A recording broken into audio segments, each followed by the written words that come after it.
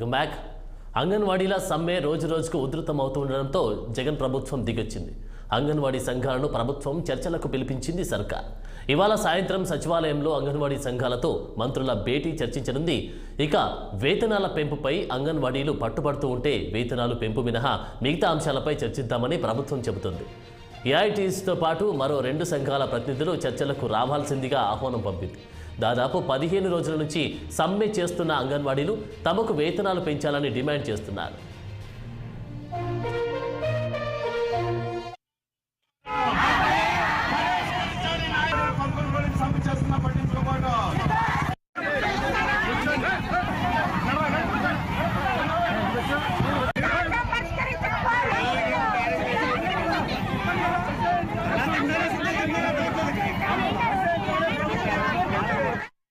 జగన్ పాదయాత్ర చేసిన సమయంలో వైసీపీ అధికారంలోకి వచ్చిన సంవత్సరంలోనే తెలంగాణ కంటే 1000 రూపాయలు ఎక్కువ పెంచుతామని హామీ ఇచ్చారని, ప్రస్తుతం ఆ హామీని అమలు చేయాలని అంగన్వాడీలు డిమాండ్ చేస్తున్నారు.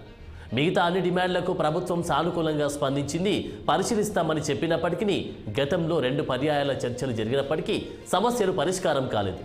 ఇవాళైనా తమ డిమాండ్లు పరిష్కరించాలని, వాటికి లిఖితపూర్వకంగా ఇవ్వాలని కోరారు. వేతనం పెంపు తక్షణం అమల్లోకి రావాలని అన్నారు. ఈరోజు ఆకలి కేకలు పేరుతో అన్ని శిబిరాల్లో అంగన్వాడీలు పల్లెలు, గరిటెలు మోగించాలని నిర్ణయించారు.